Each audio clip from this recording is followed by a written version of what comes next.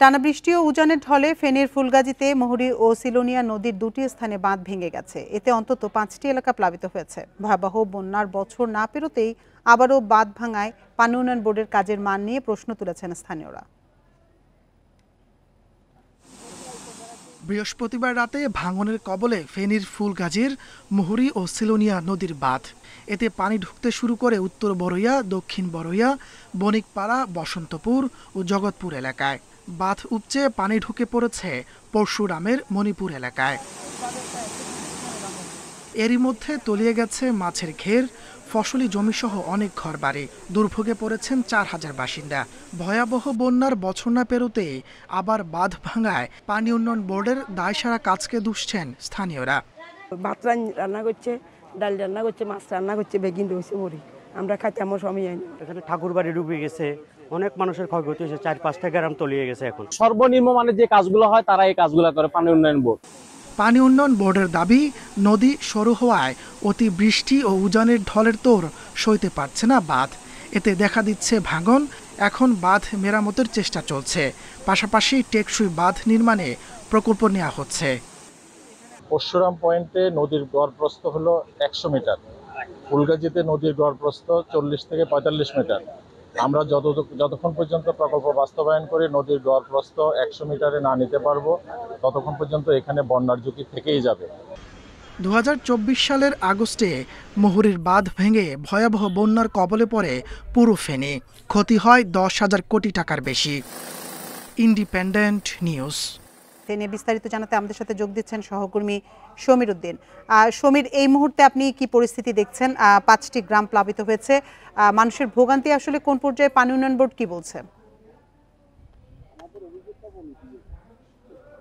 আসলে সকাল থেকে আমরা এই অঞ্চলের মানুষের বাড়িঘরে গিয়ে দেখি যে তাদের যে আসলে রান্না করার যে চুলো সেগুলো পানির তলে ডুবে আছে।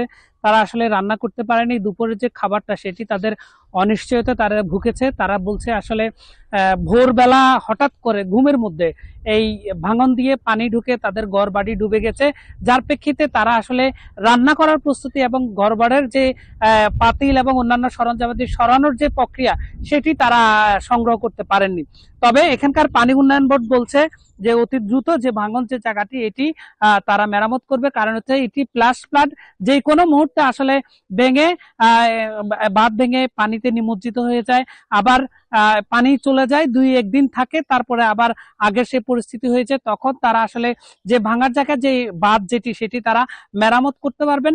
আর তারা আরেকটি বিষয় বলছে যে এই বাঁধ কেন বারবার ভাঙে, সে বিষয়ে যখন আমরা প্রশ্ন করি তিনি বলেছেন যে এই নদীতে একেবারে সরু, যার প্রেক্ষিতে উজানের যে ঢল এবং যে ভারী বৃষ্টিপাত হয় তাদের যে পানি ধারণ করার ক্ষমতা যে সক্ষমতা সেটি সরু হওয়ার কারণে সে পানি ধারণ করতে পারে না, যার প্রেক্ষিতে বাঁধ ভেঙে যায়। আর বাঁধ ভেঙে লোকালয়ে পানি ঢুকে এই অঞ্চলের মানুষজন তাদের যে ঘরবাড়ি, তাদের যে মাছের ঘের, তাদের যে মুরগির খামার, বিভিন্ন দোকানপাট সেগুলো আসলে একেবারে নষ্ট হয়েছে। তারা আসলে ক্ষতির সম্মুখীন প্রতি বছরই তারা এই বন্যার শিকার হন। তবে গতবার যে 24-এর ভয়াবহ বন্যা, সেই বন্যা হওয়ার কারণে এখানকার মানুষের ভিতরে এক ধরনের আতঙ্ক তৈরি হয়েছে। তারা বলছে এই যে বাঁধ ভাঙা শুরু হয় 3-4 দিন যদি স্থায়ী থাকে তাহলে ফেনীর সমস্ত জেলা জুড়ে এই বন্যার পানি ছড়িয়ে পরে এখানকার মানুষরা ভোগান্তি শিকার হয়। পানি উন্নয়ন বোর্ড বলছে যে 7,730 কোটি টাকার একটি প্রকল্প তারা মন্ত্রণালয়ে সাবমিট করেছে টেকসই বাঁধ নির্মাণের জন্য, নদী প্রশস্ত করার জন্য, এবং যে নদীর যে বাঁকটি আছে বাঁকটি তারা সোজা করে দিলে তাহলে পানি সরুভাবে চলে নদীতে চলে যেতে পারে ফলে। আর এখানকার আরেকটি জায়গা ছিল বল্লার মুখবাঁধ, সেইটির নতুন বাঁধ নির্মাণ করা হচ্ছে। এই বাঁধটি নির্মাণে কিন্তু একেবারে নিম্নমানের কাজ বলে এখানকার স্থানীয়রা বলছে। তারা বলছে যে গতবার যে জায়গাগুলোতে ভাঙে সেগুলো বারবার যদি ভাঙে, বেশি ভাঙলে পানি উন্নয়ন বোর্ডের বরাদ্দের পরিমাণ বাড়ে, তাদের আসলে 9-6 করতে তাদের বেশি সুবিধা হয়। তারা বলছে বারবার বাংলা মনে হয় পানি উন্নয়ন বোর্ডের সুবিধা হয়, এই জন্য তারা আসলে এই টেকসই বাঁধ নির্মাণের জন্য তেমন কোনো পদক্ষেপ নেন না। স্থানীয়রা আসলে ক্ষোভে আছে, তারা আসলে কষ্টের তাদের সীমা নেই, তারা চান এখানে একটি টেকসই নির্মাণ।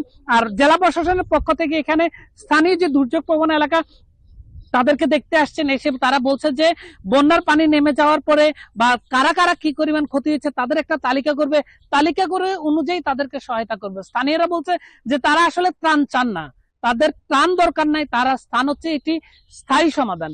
আর অনেকের বাড়িঘর একদম নদীর পাশে, তাদেরকে আমরা বলেছিলাম যে আপনারা এত নদীর পাশে কেন ঘরটি তৈরি করবেন, বারবারই তো আপনাদের ভাঙনের শিকার, আপনারা ক্ষতিগ্রস্ত হন। তারা বলছে আসলে তাদের পৈতৃক যে জায়গা, এই জায়গা নদীর যে বেড়িবাঁধ, এটি বাঁধ যখন দেয় তখন বাড়ির পাশে চলে আসে, তার প্রেক্ষিতে যখন এই বাঁধ ভাঙে তখন তাদের বাড়িঘর সহ নিয়ে যায়, তারা আসলে যাওয়ার তেমন জায়গা নাই। এখানকার যে 7,331 কোটি টাকার যে মেগা প্রকল্প তারা তৈরি করেছে, এটি যদি হয় তাহলে সেখানে অধিগ্রহণের যে জায়গাটি আছে, সেই অধিগ্রহণ টাকা যখন দিবে তারা এইখান থেকে সরে উন্নত যাওয়ার জন্য বলছে। তবে তারা বলছে যে স্থানীয়রা আসলে জায়গা দিতে চান না, কিন্তু তারা টেকসই বাঁধ চান। এটা পানি উন্নয়ন বোর্ডের কথা। তো তারা বলছে যে পানি উন্নয়ন বোর্ডের সমীর, আপনি আরো তথ্য সংগ্রহ করতে থাকুন, আমরা পরবর্তীতে আবার আপনার সাথে যোগাযোগ করব। ফেনী থেকে বন্যা পরিস্থিতির সবশেষ তথ্য জানাচ্ছিলেন সহকর্মী সমীর উদ্দিন।